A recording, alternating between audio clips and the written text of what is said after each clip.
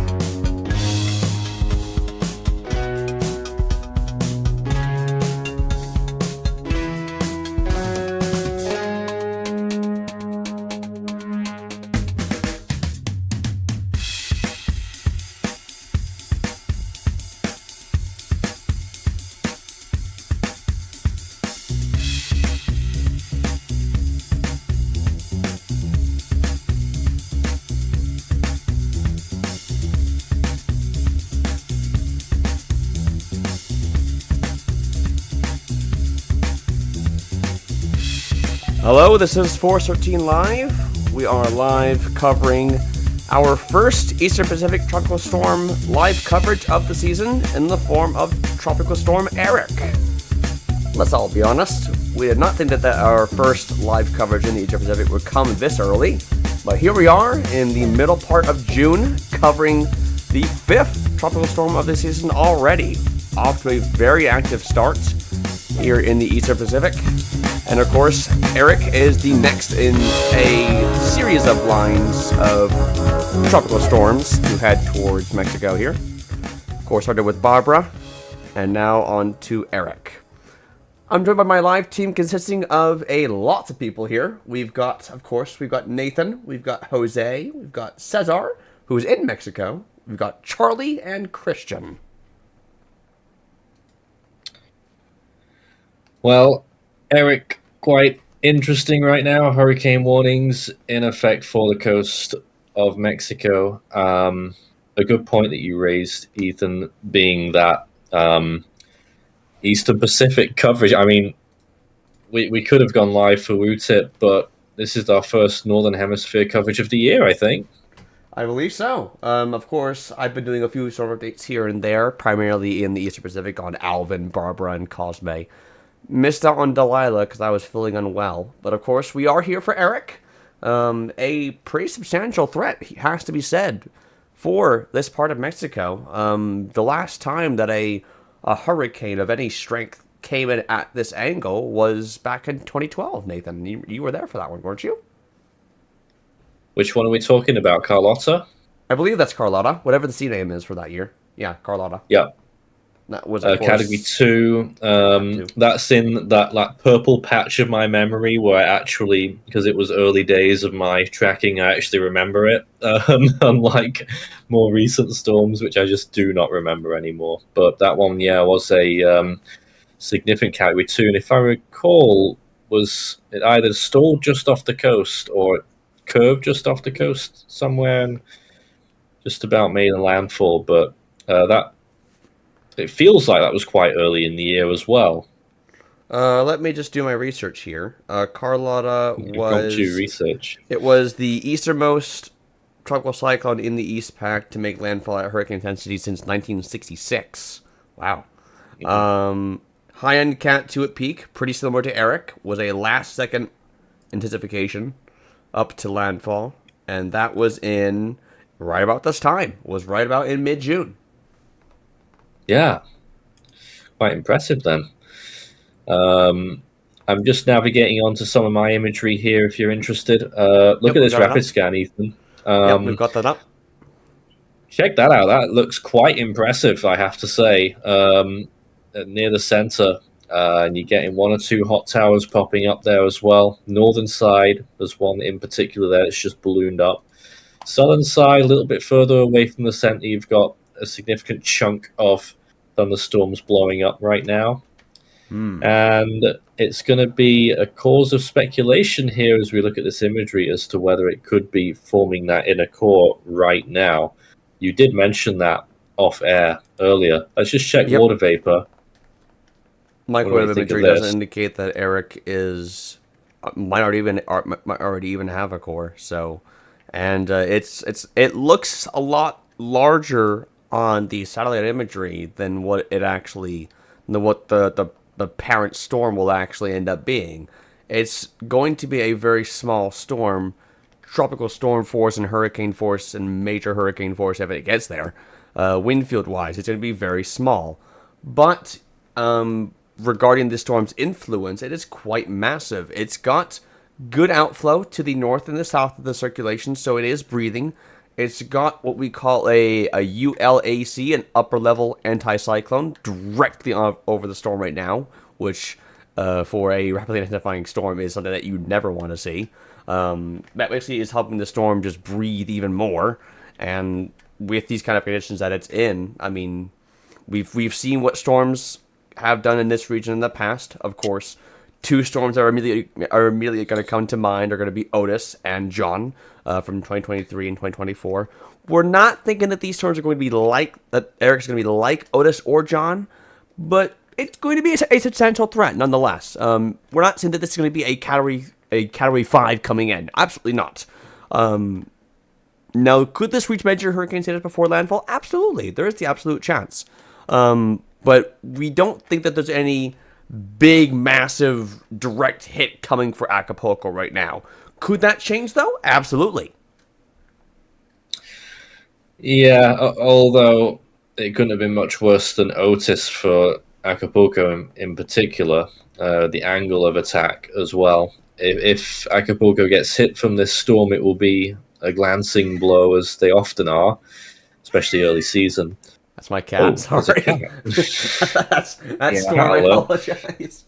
But I just wanted to mention National Hurricane Center forecasting a 110 mile per hour peak. I think you may have already mentioned that, or at least wrote that at the start.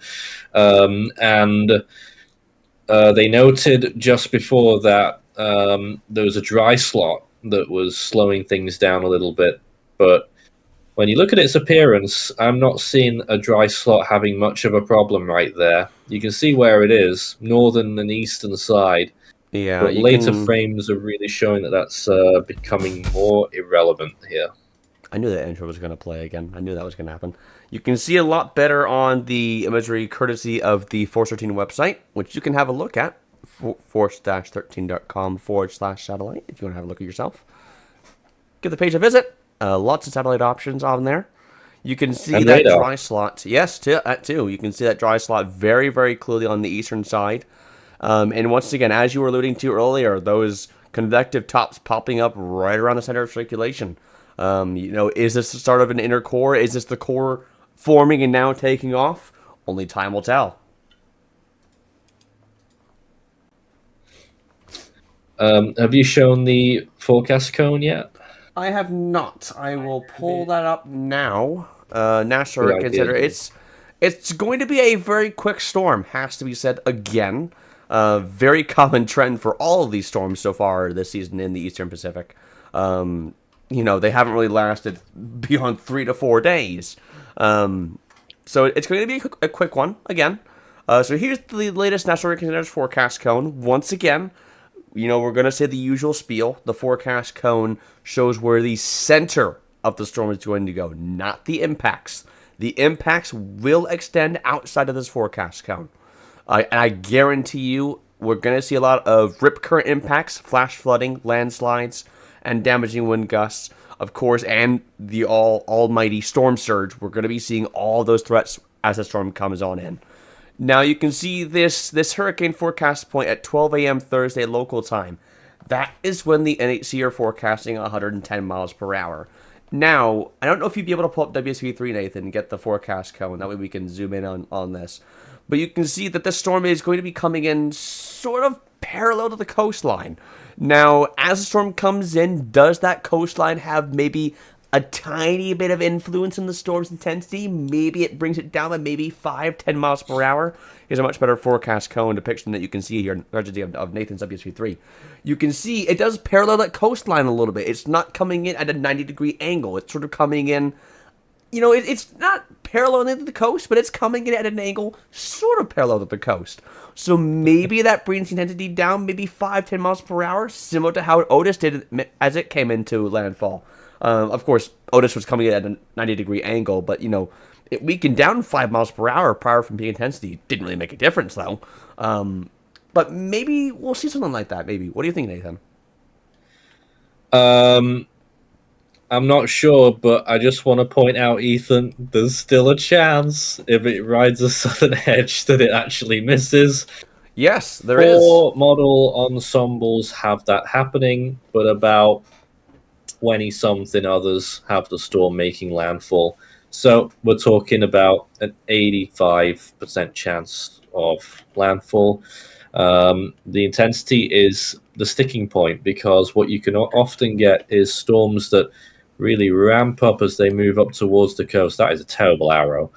Yes, Reaching their peak intensity somewhere around here, and then land interaction starts to really cause problems, especially if the storm is getting, not moving in directly. And at that point, if it does follow something like that there, then land interaction can cause problems, and it won't be quite as strong when it actually makes landfall. Of course. So a worst case scenario is more of a direct hit, if it curved a little bit towards land, or if it got close and then did a last minute, I'm going that way, near its peak intensity, and that's obviously going to be the worst case scenario in terms of this storm. The stronger it gets, the more likely we will see some weakening before landfall. But obviously, if it remains below major hurricane status, then the chances of it retaining most of its intensity is high. I do think that some weakening is possible prior to landfall, but exactly how much we can't say at this time. Looking pretty good, though, on the satellite imagery side of things, though. But you can see on Nathan's imagery, those mountains to the north are going to be a problem. It's sort of a double-edged sword, I guess you could say, because on the positive side of things, when Erick moves into these mountains, that's going to absolutely wreck the circulation. We've seen hurricanes like Patricia and Otis. Those storms within their peak intensities and landfalls, they were gone within 12 hours of landfall. Their circulation was gone, ripped to shreds by the mountains of Mexico. So I do think that'll happen with Erick. It's a pretty common trend with most Eastern Pacific storms. Let's get a proper close-up view here. But then you got the bad side of it: landslides, mudslides, heavy rainfall in valley areas. Those kind of problems can be exacerbated by those mountainous areas. Look at that, Ethan. That is definitely a core forming, if you ask me. Yeah. Oh wow, you can really see it in those latest frames. Yeah. Really? That's like almost looking like an ice structure there. I can't tell yet. Yeah, that I'm pretty sure that this is going to take off pretty soon. A lot of people are saying a lot of people are saying that this storm is likely going to get to major hurricane status. At this point, I would still forecast probably a major hurricane at this point, but to say anything maybe higher than maybe 120 miles per hour is a bit of a stretch. But could the storm absolutely get higher than 120? Of course, it absolutely could. But the primary thing that we need to be focusing on, of course, is those impacts. Going to the NHC key messages here, they're saying, of course, that intensity forecast going to rapidly intensify prior to the coastline of Mexico, where a hurricane warning is in effect portions of the coastline of Oaxaca, and a hurricane watch is in effect portions of the Guerrero coast. Heavy rainfall from Erick will produce life-threatening flash floods across Central America and southwestern Mexico through this week. Life-threatening flash flooding and mudslides are all possible, especially in areas of steep terrain. That was what I was just alluding to. And a dangerous storm surge is expected to produce coastal flooding near and to the east of where the center crosses the coast. Now, whilst models aren't showing it's going to be the wettest storm ever, it's still going to be throwing up potentially 300-400 millimeters of rainfall, which is quite a big deal for those mountain areas as well. I don't know if any of the rest of our team want to chip in at this point. I was just about to ask Cesar if he's seen any official information regarding Erick from Mexico. Of course, that would probably be in Spanish, correct? Yeah, that's true. And well, hello everyone. First of all, uh, well, the National Security Board has been trying to warn people around those places about the threat about this hurricane in mainly in the state of Oaxaca, which of course there's a lot of mountains, and particularly that the whole state it's pretty much a very vulnerable place since there's a lot of people who actually doesn't have the resources to be well prepared for a storm like this. And unfortunately, as we discussed earlier, unfortunately Erick has the potential to become a significant hurricane before it makes landfall, at least possibly category 2 landfall, depending on how the conditions in the atmosphere and everything else works with the hurricane. But yeah, the local government in Oaxaca, of course, has already stated some warning issues and trying to evacuate some locals around the locations where Erick is going to expect it making landfall. But still, the threat is really high, and unfortunately, well, in the historic of Oaxaca being hit by cyclones, the numbers are not that good. So of course the threat is really high. I'm just hoping that it won't get that severe as it's looking right now. Of course, going over Check the out latest, these final visibles here, Ethan. We're just about to lose visibles now, so you may want to see this, and looking more and more impressive by the second there.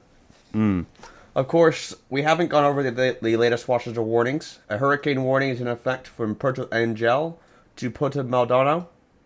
I do apologize if I get the pronunciations of any of these wrong. I imagine I probably There's will. the authority on that, but Yeah. it's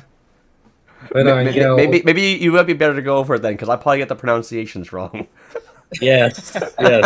Well, I have As a Mexican, to open up the warning list. So if you let me to make the correct pronunciation of these cities, if you don't mind. I'm just Because pulling up the of course forecast he's for right. Ethan's myself. just an indie man. He can't do this. I'm just from Indianapolis, so Yeah. Well, Okay. but as we can see, Erick, it's about 300. Sorry, it's about 370 kilometers, 230 miles southeast of Puerto Angel, Mexico. I repeat, 230 miles, 370 kilometers to the southeast of Puerto Angel in Mexico. Then 355 miles, which is 570 kilometers to the southeast of Punta Maldonado in Mexico. Also, excuse me for the background noise. And a hurricane warning in effect for Puerto Angel to Punta Maldonado. And then hurricane watch in effect for west of Punta Maldonado to Acapulco, east of Puerto Angel to Bahías de Huatulco. And then a tropical storm warning in effect for the east of Puerto Angel to Salina Cruz.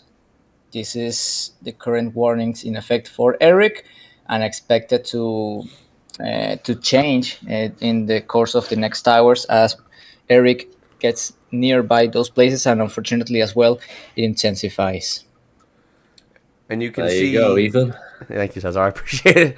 And you can see on the forecast cone, not all of the landmass that's going to be affected by Erick is under a hurricane warning right now. I do think that there's a pretty good chance that at the next advisory, which is coming up here in about 3 hours from now, I do think that there's a good chance that the NHC go off and communicate with the Mexican authorities and extend both that hurricane warning and the hurricane watch westward. I do think that a westward extension of those is probably needed. Let's talk about that last advisory, because we were shocked pretty much, weren't we, Ethan, that they didn't put it up to 60 miles per hour at the intermediate that was at the top of this hour. I know they have maintained 50 miles per hour, 85 kilometers per hour, and I'm a bit puzzled by that. As we look at it on satellite imagery, very impressive now. NOAA ADT supported 60 miles per hour when the update was coming out. SSEC didn't still at that point. But subjectively, when you look at it, as well as the NOAA ADT, would lead me to think that it would be 60 miles per hour now, if not more. Yeah, I mean, it might be picking up the pace here of intensification here. We've just got a brand spanking new microwave pass from the storm. So this will be hot off the press for you too. And this microwave imagery was at 18Z, or maybe towards 19Z. So it's about 6-7 hours old. But here was the core of Erick. You can very clearly see in the formative stages there. And you can see once again that dry air that was ingested into the east side of the circulation. But either way, ever since this microwave passed, the circulation or the core of Erick has become much better defined since this microwave pass was taken. Very recent developments. Yes, I'm going to be very curious to see how the storm looks in 6 hours, both look-wise and intensity-wise. If this storm really picks up pace, it could be a hurricane in 6 hours even. Question. Isn't the Hurricane Hunter planes are going into Erick anytime soon? Or they're on their way? Yes, we do have 2 recon flights for tomorrow. There was some rumor earlier that there was going to be a recon flight earlier, but it was just a mislabeled training flight out of Lakeland. So there's going to be a recon flight in the late morning to early afternoon hours, and then shortly after, basically as that plane returns to base, another one will take off and go into Erick. And then I believe we have one more planned for Thursday, I do believe. And then, of course, by Thursday midday, it's going to be inland, so no need to have recon after that. Yeah, it can be a tricky business doing recon in the Eastern Pacific. But it still shocks me that here we are with Erick 36 hours prior to landfall and already scheduled to have 3 recon flights. And yet, last year we had a Hurricane John, and then in 2023 we had a Hurricane Otis. Both storms only got a single recon flight. Full stop. Yeah. 1. That's it. It appalls me how much the lack of recon is in this basin. I mean, we've had multiple forecast failures now, 2 years in a row, and well, here we are. At least that they've seemed to at least learn their lesson and put more recon flights into this basin at least. Yeah, I mean, I don't know how the international agreements work, but obviously they're US planes and they're not going to prioritize it as much. However, given that there's diddly going on in the Atlantic, they may as well send some planes over here. Yeah, I mean, here we are, the Eastern Pacific. I mean, here we are, 6 storms so far in the Northern Hemisphere, and the Eastern Pacific has, what, 85% of it so far? Yeah. Which is, I mean, when's the last time that happened? Oh, don't ask me. I know I'm the history buff, but... Never? Maybe? It may well be never, yeah. I'd have to go turn my screen share off and try and do some number crunching. I've just gone and got a more infrared picture here, and you can very clearly see that inner core starting to form here in Erick, and a tiny one at that. It's not going to be a big core like like the storm's influence on the wider picture is a lot more bigger than what it appears to be. This is going to be a really small core. Remains to be seen if it's going to be a pinhole eye, though. That not going to rule out the possibility, of course. But we'll have to wait and see how strong the storm gets. It's got about well, maybe 36 hours to work with, maybe something like that, maybe. So it's got time. I mean, we saw Otis go from a tropical storm to a Cat 5 in 24 hours. So, I mean, usually the anything's Eastern possible. Pacific systems tend to intensify quicker than expected. That is true. So I don't know. Not saying it's, I mean, not saying it's going to happen because we've seen multiple forecast failures too. exactly. But of course, that's not a premonition about what is going to happen with Eric. But still, the danger is there. And of course, the flashbacks about Carlotta, which practically intensified from a minimal tropical storm to a high-end Cat 2 in less than a day or a day or so, and made landfall at peak intensity, which of course something similar to Eric will happen if it maintains the intensification rate. Already a mid-range tropical storm, and still there's quite some distance to track before making landfall. I don't know. As far as I know, Ethan, none of the records come close. Yeah. The only thing I can really point towards is maybe 1998, where we had 2 storms and a depression in the East Pac before the West Pac had anything. But then the North Indian had some stuff by then as well. So yeah, this is quite a large anomaly, although 3 of the 5 storms weren't that strong. Of course. And there still might be some more activity later down the line in the Eastern Pacific. We're not really seeing anything on the models for any of the Northern Hemisphere basins besides maybe the Atlantic and the Eastern Pacific. That's about it. Of course, maybe towards day 7, day 8, there might be a Central African gyre-like system or whatnot, and whatever comes out of that, we'll have to wait and see. But of course, that's just over a week away. Of course.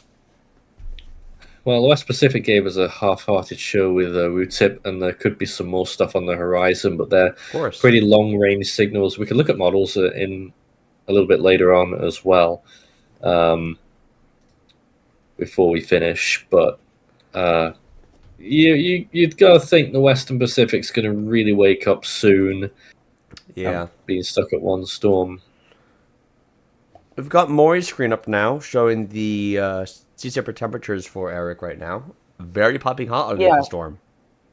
Yes, so I didn't want to go over the sea surface temperatures because there is some notability to be had with these sea surface temperatures.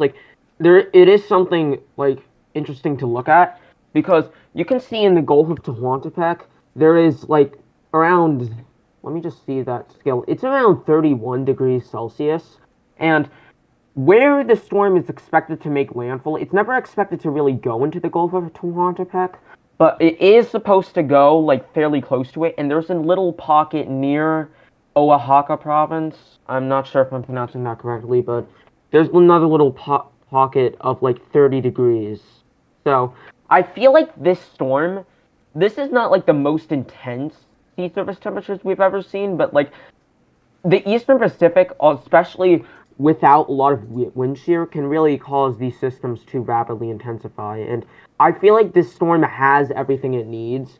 I mean, going over to the wind shear, let me just get to that. While you pull that up, we've got a question here. Someone's asking us, why is the Eastern Pacific so far so active compared to any of the other basins? I think it's primarily due to the rising and sinking air events thing that we look for climatologically in the tropics, and it's been basically just stuck over this area of the Eastern Pacific here. And that, of course, enhances tropical cyclogenesis. Yeah, I mean, realize it's not just because, we're in a neutral end zone phase. It's not always just because of those sea surface temperatures at the equator side. It is mostly because of that, but, there is some, small-scale factors that can influence the activity in the Eastern Pacific.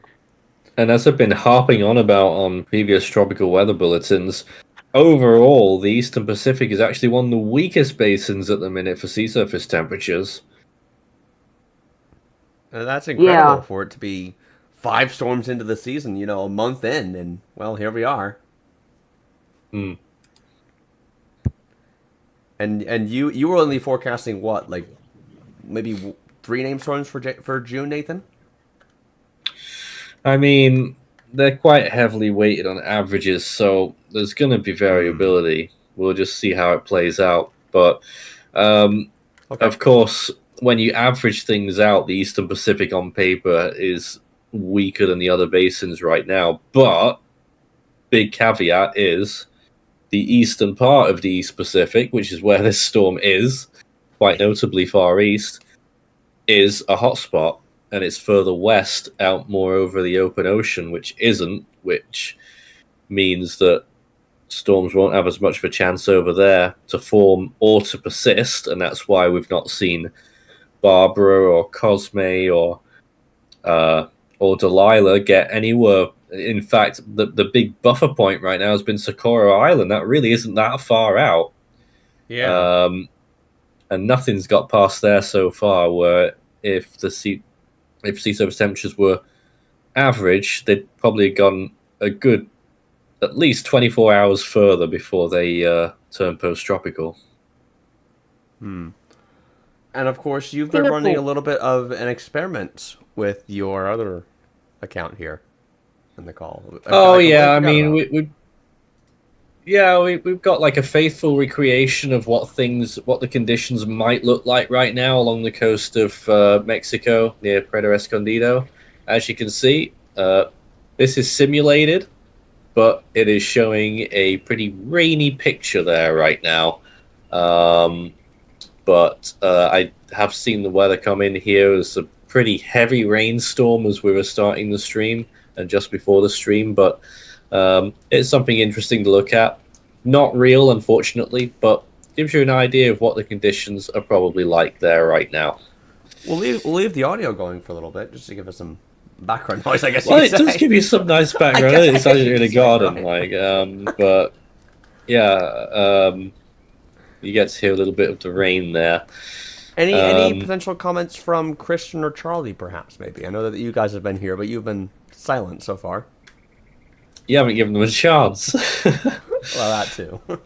I mean, I'm quite happy to just sit here in the background, monitor the chat, and just, make sure things run smoothly. Yeah, I mean, I am more or less surprised that, you said earlier, the East Pacific is 5 storms in to its season, whereas everywhere else in the Northern Hemisphere is 1 or 0. And you said it was the weakest in terms of sea surface temperatures. Yeah, overall, as a full picture, but I got to quantify it by saying the area where these storms are forming are hot and above average. Yeah. I just want to clarify that Charlie is not even listening to us. Yeah, we can pull up the map for the Eastern Pacific sea surface temperatures. I'll be just a minute here as I get these. But where Barbara and Cosme tracked, if anyone here remembers viewing my storm updates, there was a very sharp cutoff to the sea surface temperatures off towards the west. Think near Clarion Island, like you were saying before, Nathan. Areas west of there, normally in peak Eastern Pacific season, we're seeing those waters 29, 30 degrees Celsius well past west of there, and they're still struggling to get even west of there. And here they are on the grand picture side of things, and you can see here a very sharp cutoff here. But give it about a month or two, and probably all this area here that I'm circling here will probably be full of 28 to 30 degrees Celsius waters.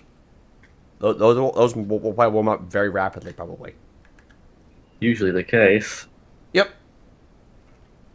Give it time, and we'll have more Eastern Pacific storms out towards the west. But back towards the east. Very, very, very hot. When would you say that would usually be, when the temperatures would warm up? When do you think that usually is? Pretty much any time now. I'm just so loading a GIF out. here. Well, this is from the winter months, but. Wait, what date's on that? Well, the GIF that I was having was January and February, which doesn't help us at all. Oh, jeez. Yeah, that was the animated GIF, which doesn't really work. And of course, Also, while we're here too, you can see the Gulf of Mexico popping very hot too. Yes, it is.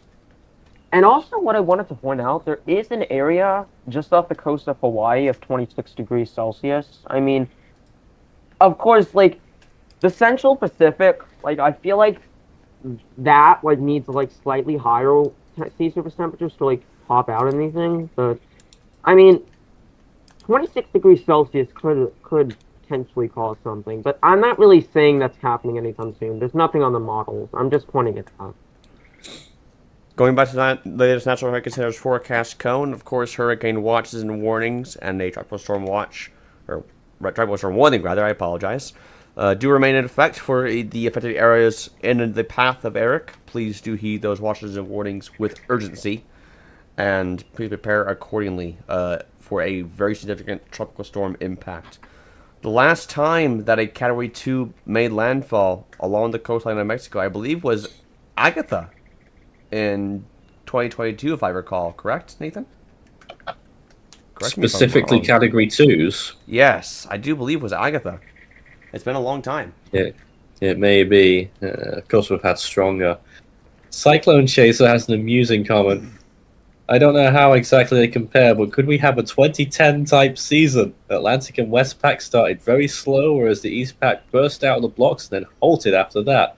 Well, I'll tell you what, that would really make me laugh, because Ethan loves the Eastern Pacific, and if it died after this, then that would be quite funny. But the way we're already at 5 storms, so that is more than a third of what you would normally see in a season. I can't see the Eastpac ending below average. Well, of course, I've been saying, you know, for a long time in our public server that sure, the Eastern Pacific right now has pretty much hats off for activity. You know, it's been really busy. But in the grand scheme of things, all this activity means very little to nothing. In the grand scheme of things for later on in the season, it means very little to nothing. Here's another graphical depiction, though, Ethan, if you want to switch over. Sure. Sea surface temperature anomalies right now, and you'll note that most of the Eastern Pacific is significantly below average. Those blues all across there. Yep, that's That's now. That's why it was looking a little bit weird to me, seeing those cooler waters that far north. And I was thinking it'd be quite a bit above average where these storms are, but it's actually not much. Maybe 2 degrees above average in a few spots, apart from the southern tip of Baja, which is some isolated, maybe 3 above. Atlantic, quite well above average there. Gulf, of course, 3 degrees probably. Westpac, generally looking good. You see a big cool spot caused by Wu-tip. But Westpac in general, not bad. Significant cool trail there in the Arabian Sea. So yeah, that's pretty much everything I wanted to show you there on those sea surface temperatures. But the anomaly, or the area that stands out the most, is just how cool the Eastern Pacific is, and yet really still producing all the activity. It's really not. It's really the tropical Eastern Pacific that's really below normal, not the part near Mexico. It's really the tropical, you know, where we get those long tracking hurricanes out to sea. That's primarily going to be the area that we normally see all that stuff happening. And sorry, I apologize. I'm trying to speak, and I forgot I put myself on mute. But, like, looking at looking at where Erick is right now on that map, that looks to be somewhat slightly above. Yep. Yeah, Erick's going to benefit. Yeah, Erick's going to benefit from this. And any Eastern Pacific storm that continues to form off towards the east. We'll be going to the models here pretty shortly. And, those computer models that I was seeing in the medium to long range, Nathan, continue to form Eastern Pacific storms. You guessed it, out in the east. Oh, joy. Yeah. Oh, really? Still. All right, then. Well, let's take a look at some of this satellite imagery, and then we'll go to the models. Ethan, just want to point out that we are getting northern side of the eye. Significant convective blowups there. Looks like the eye is, well, assuming there's an eye there, it's stretched west to east. The storm is looking really, really good. I would agree with that. Maybe by the NHC's advisory coming up at 3Z, which is going to be in about, I don't know, about 2 hours, 2 hours, 20 minutes from now. Maybe they 9 p.m. Central Standard Time. Yeah, I wasn't sure of the exact time because, of course, it's... Yeah. But anyway, maybe they bump it up not to 60 miles per hour, but maybe they go a little bit farther and go up to 65, maybe. I could see that at this point. If you want to just switch to something else right now, Ethan, whilst I get the models up, that would Sure, be I will. really helpful. We'll go over and we will cover the... I'll cover the computer models here for the HWRF and whatnot for Eric. Of course, these are going to be model runs that are going to show a very... Well, not a very, very high intensity, but they're going to show one... They're going to...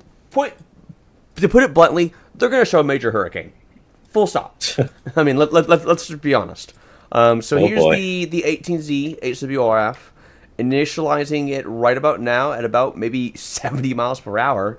Maybe... Really? Yeah. Maybe by... Well, now it's not 70 miles per hour. But it wants it to be by 3Z, 65, 70 miles per hour. If it continues on its current pace, it might honestly get to 70 miles per hour by the time that the agency need their advisory. These kind of things can take off very quickly. But we'll have to wait and see, of course. HWRF model run here takes the storm off towards the northwest. Very circular in shape, and there it is, taking off here. Straight to major hurricane status here. Comes into the coastline here with a pressure in the mid-950s. Only with a peak wind speed maybe of 120 miles per hour here. That was a little bit lower than what I was expecting, to be honest with it. And then as I was potentially alluding to here, very quick weakening as it parallels the coastline of Mexico. Maybe making landfall, maybe only as a Category 1, believe it or not. Yeah, definitely possible that. And that would be great news if that happens. And then maybe this might happen too. Maybe it pulls a John and comes off the coastline and maybe survives beyond that. Look at that. Oh my God! Please, what? Oh no! Please don't. This is the HWRF. This is not the GFS. I want to pull up the HWR parent. I know that they have simulated satellite. I don't want to see if this is a... You see, there's Eric making landfall. Simulated satellite imagery here. No. Well, maybe that might be a tropical cyclone there, maybe. And then, of course, wind shear comes in and the temperatures, and that kills off any chances of it surviving past anything. I don't know about that. I would not put my money into that solution either. HMON. Alright, we're ready here. Oh. HMON earlier, I will say right off the bat, the earlier morning model runs did forecast basically almost a Category 5. Not going to happen. Full stop. Not going to happen. This is not going to be a situation like Otis. Full stop. Don't want to incite any panic. HMON, the current model run here, though, forecasting... Oh, there's 110 miles per hour, pressure in the 970s. And there's a major hurricane, probably 120 miles per hour again. And then maybe some weakening as it comes into landfall here. And then the circulation gets torn apart by the mountains of Mexico. That is the NHC's current forecast, basically. Minus the intensity part. The HAFS-A, or the HAFS-A model run, whatever you want to call it. Forecasting a major hurricane here. Look at how tiny that is. That's tiny. Yeah. And then, of course, it gets completely destroyed here by the mountains of Mexico. And no chance. See it being that small. No chance of it coming back. And just for lulz, the HAFS-B model run, this is the one that notoriously goes absolutely ridiculous for the intensity. Forecasting 125 miles per hour. That's not as bad as I thought it was going to be.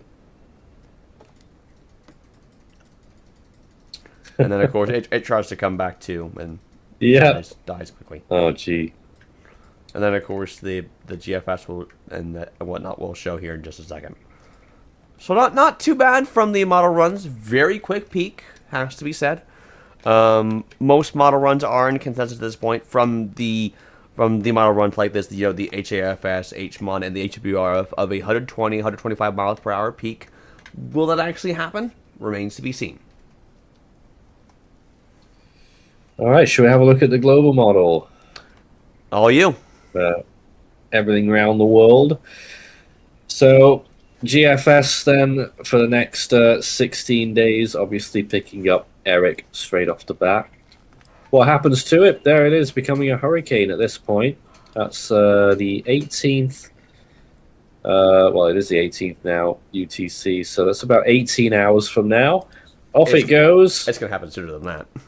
Into land that you could do. Just about weakens American status as it makes landfall. And then, is it dead? Not coming back? Yeah. Yep, looks that way indeed. Goodbye. Now, in the longer range, there is something else that tries to form. There it is, a brief tropical storm in the Gulf of Tehuantepec there on the 27th of June. That's quite a way out. Isn't that where it was either Jose or Maury who earlier said that's where really warm sea surface temperatures are? Indeed, Yes. they are. Yes. Let's look at the they're Atlantic. Any fun and games going on here during this period? Atlantic fans, keep watching. Lots of There might US be bureau something there that on the shows. left there. Yeah, Very current pushing- picture, very severe weather pushing there. The Atlantic right now. But there's a little thing tries to get a rotation going there. This is into July, though. Gotta say, might not get a storm before Independence Day there in the US or anywhere in the Atlantic. Which, when was the last time that happened? Because Arthur even did that in 2014. So, anyway, Westpac. Oh, I should mention, we did actually mark a little system in the Central Pacific somewhere around here, if I'm not mistaken. Won't show up on the model, but there's a you little did. thing going on over there. I did.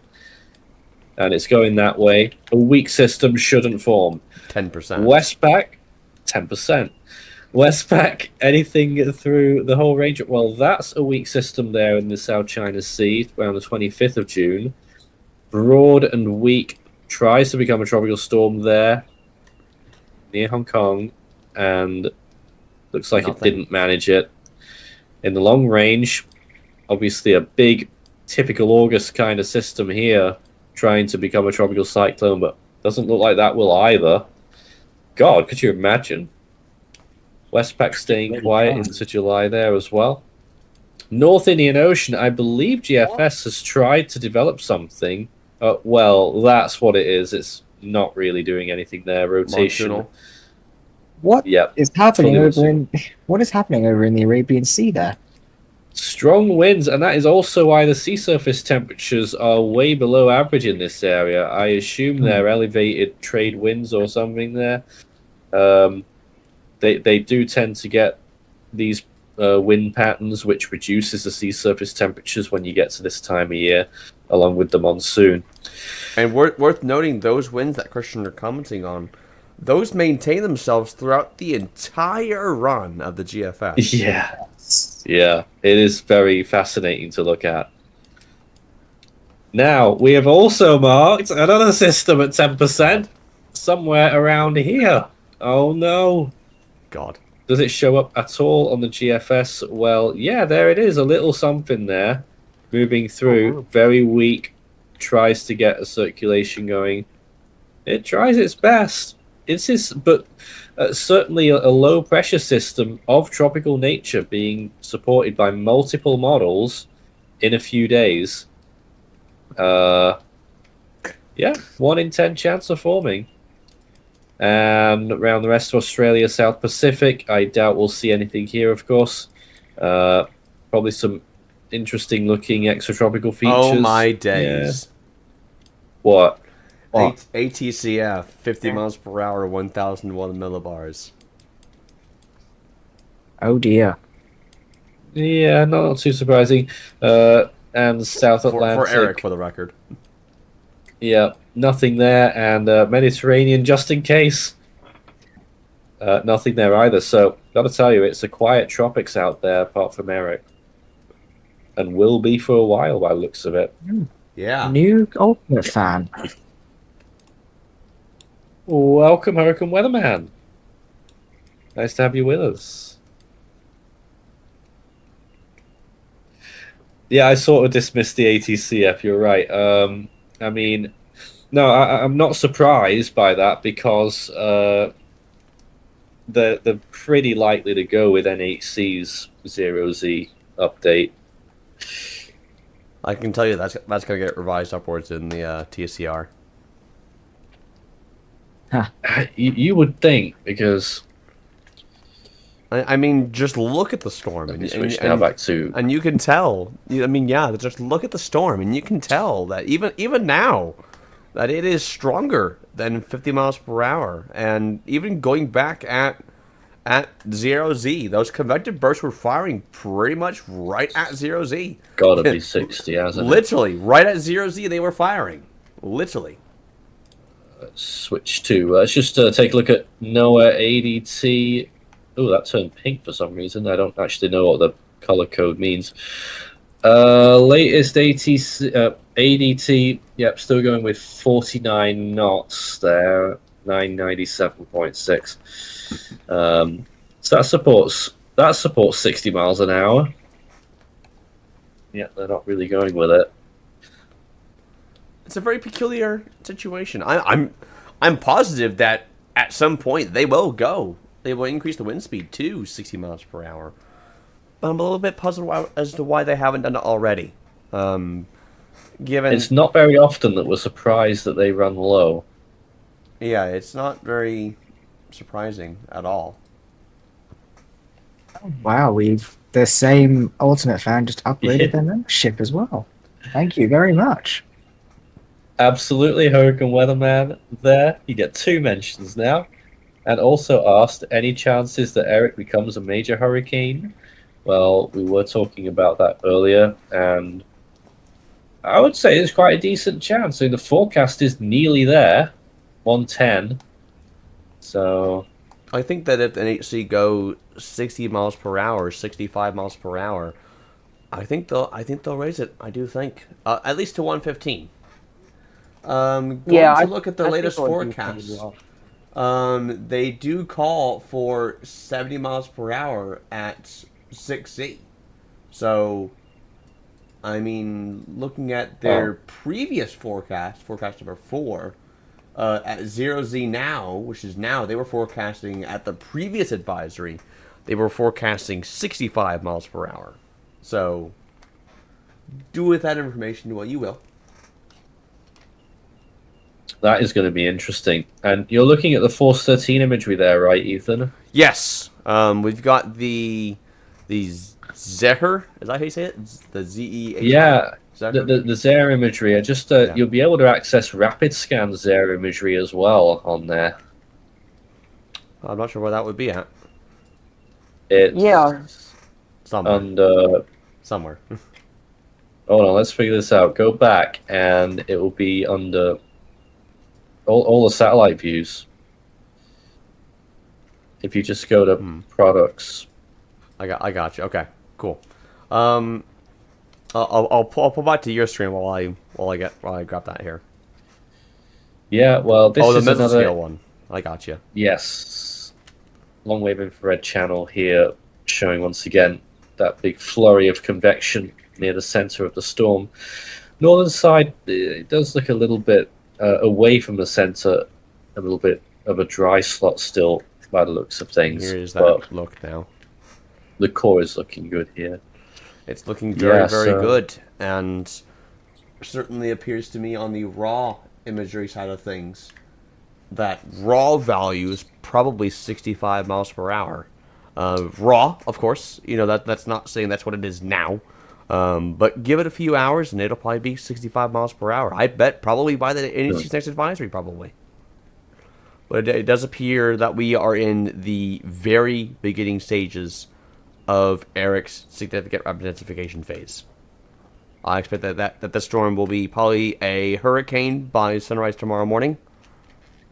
And then maybe by sunset tomorrow. Who knows what it'll be up to? Maybe Cat 2, Cat 3, maybe? Oh, gee. I don't know. we've only got a few minutes left to run here, so maybe we should do comments and questions. WRFL 8 says, "Is the Cyclone Tracker live stream expected to go live anytime soon?" I am not That's a you sure. question.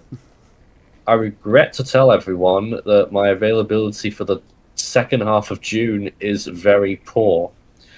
I am not here, and even though it's an automated stream, it requires my input at least once a day, and I will not be here at all from Friday long weekend, and then from the following Wednesday because I'm going on a trip with Christian for pretty much a week. So my availability is so poor until we get to the 1st or the 2nd of July. Well, let me tell everybody here, do not fret, as I am hoping yes, let's hope not. I'm hoping to have a completely automated streaming template for sorts happening for very big storms, if they happen during the later part of June. I don't think... Oh, you know they will. I mean, look at the topic so far. I mean... Yep. And code reds, you know, that we do on Ticos, are very rare in June. Beryl did it on the 30th of June, and before then, the last code red was in 1993. Oh, wow. So, yeah, it's very rare that you get the worst code, the highest warning level. This storm will turn code red if it gets to Category 3 status, pretty much. Or if it makes landfall at 110 miles an hour, it will probably be a code red. And someone's asking, how is wind shear right now? Dare I say, near nil? Yeah. For wind shear? Gotta say though, like people worried now that I'm not going to be there. But you know, I've got a telephone. We can just I can join a stream on a call. Or of course. I mean, you've got myself that'll probably be running the show, and I'll probably be doing some updates probably. Well, definitely if they're in the Eastern Pacific, I'm not right? going anywhere. Just because Nathan's leaving doesn't mean I'm going anywhere. I mean, whilst I'll be with Nathan as well, so you know I can keep him in check.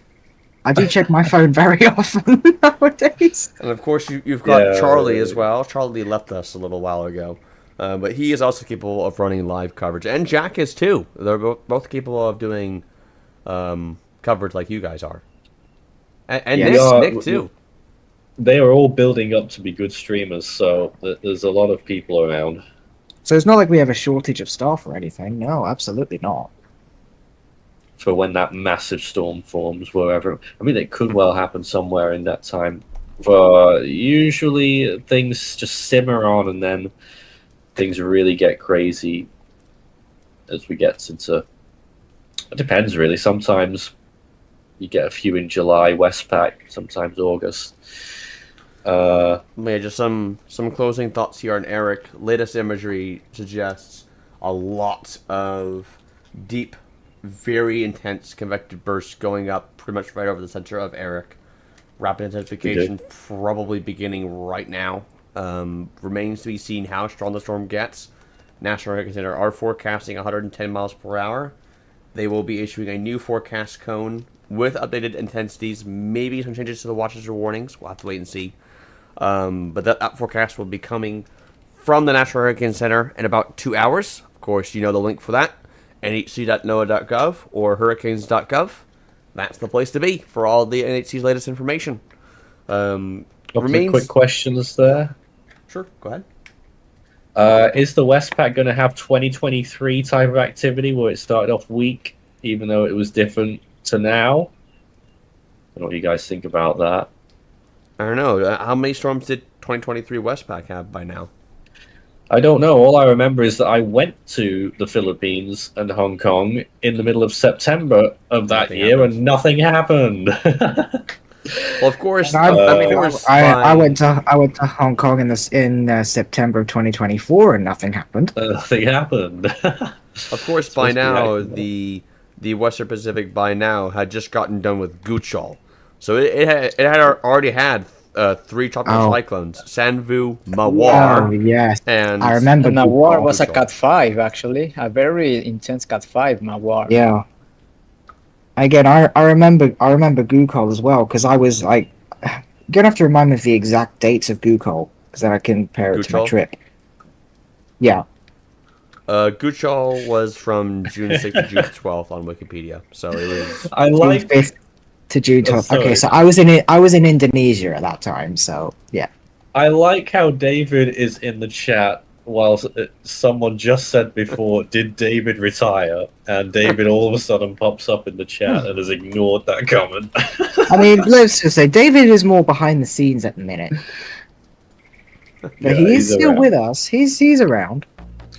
WRFL says, why is the Atlantic so dead? Like, not even the GFS, the crazy model is forecasting it. Is that its reputation now? It probably is. I know. Well, enjoy it whilst it lasts. We are. And do you think we'll have an extremely strong storm this year, like anywhere in the Northern Hemisphere? Well, they do happen more often than you think. You usually get one a year somewhere. Well, So, I mean, my main concern is it's going to be really far out at this rate, but Dexter, because you all know what name that replaced. Yeah. Dorian. Thank you, Christian. Yep. We're heading off here now. I imagine that we might be back with some live coverage tomorrow. Any plans for that, Nathan, from you? Tomorrow on Eric? What day is it? Wednesday tomorrow. Wednesday. Wednesday. With Wednesday now on the UTC clock. Gee, what am I doing? We'll probably have a tropical weather bulletin, whether it's live or not, I don't know. You won't be seeing anything from me, unfortunately, as I've got a super weather event with tornadoes coming through tomorrow. So I'll be busy tomorrow tracking all of that in my local area. But because we are going away does not mean that Eric is, unfortunately. We wish it would, but it's not going to. Very significant hurricane threat coming up to the coastline of Mexico. Category 2 high in landfall on the current forecast cone, remaining to be seen if it gets towards Category 3 status. We'll have more information on this dangerous tropical cyclone as it goes off towards the northwest over the next 2 days as it pushes towards land. Stay safe and have a good night from all of us here at Force 13. Thanks.